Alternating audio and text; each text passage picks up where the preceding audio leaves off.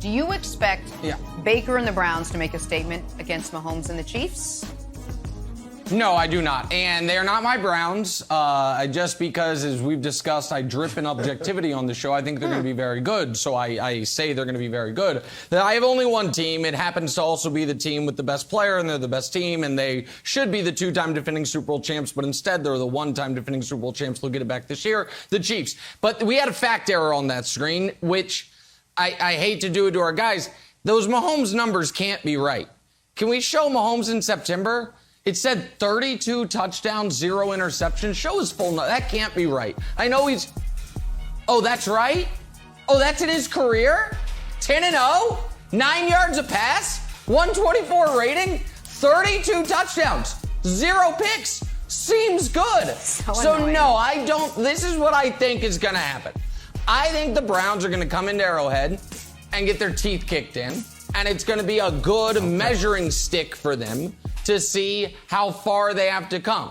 I think the Chiefs are going to win by double digits, and I'm going to have a bonus prediction, Wilds, and I want to throw it to you, my friend, because here's what happened. Sorry, Broussard, but I want to get Wilds' take on this because Wilds is, is someone that's done this before with me on the Chiefs. Because what happens with the Chiefs is they're so good early, they become uninteresting, and so then we create are they winning games by enough points?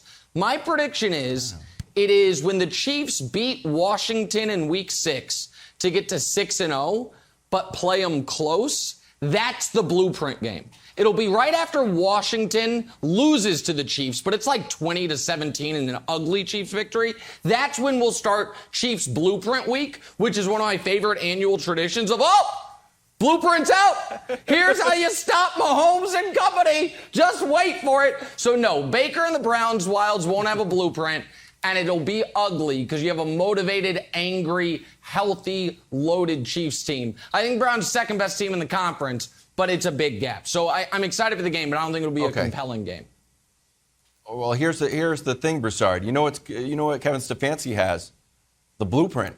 Because Bruce Arians laid out the blueprint in the Super Bowl, Todd Bowles. And remember, I'll do a Nick impression. Ready, Jenna? Do you like this? I'm old enough to remember, literally yesterday, when we did a segment on, hey, what NFL records could be broken? And your old buddy Nick Wright said, ooh, what about Myles Garrett? Myles Garrett coming off the line. He's averaging a sack a game. And then he got hit with COVID and he went down. And also, guess who else is there? Jadeveon Clowney. I can't quit Jadeveon Clowney. But, week 1, you're in now. You're in the vice grip now because they're playing your Chiefs. And you know that the last game you lost, Mahomes and Ndamukong Suh getting punched in the head. So, but you know what the blueprint week came early, my friend. We still got it. So I think I could see the Browns coming out, the Browns defense specifically, coming out and putting a little pressure on Mahomes. I could see the Browns pulling off an upset.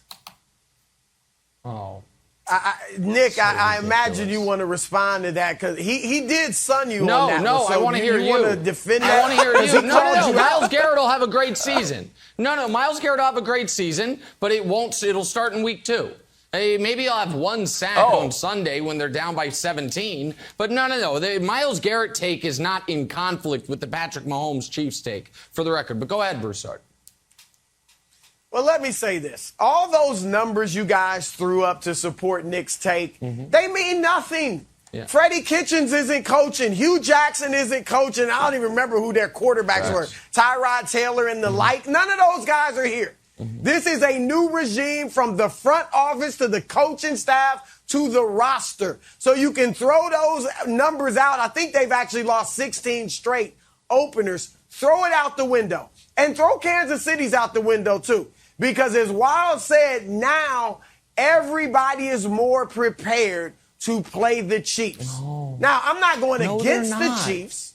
I'm just saying, Nick's acting like they're just going to roll over the Cleveland Browns. No, this will be a nail-biter, Nick. This is going to be a lot like what we saw last night. And I don't mean Cleveland will outplay Kansas City but lose. I mean after this game, when Kansas City wins, I'm picking them to win, but we will be looking at the Browns saying, they're tough. And I know everybody thinks they're going to be tough already, but the Browns will leave the game feeling like we can beat them. We can beat them, and everybody else watching will be feeling like they might beat them.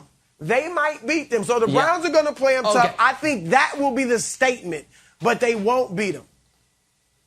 The Browns are an excellent team, but they are not going to come into Arrowhead and make it close. They were getting beat up last year in the playoff game against the Chiefs until Mahomes went down. And yes, there is a blueprint on how to slow down the Chiefs' offense. It involves Patrick Mahomes playing on one foot. That's just a forgotten storyline. He had massive surgery in the offseason because he got injured in the Browns game after already being injured prior to the Browns game, and that's what happened in the Super Bowl, and have the Chiefs have a CFL caliber offensive line.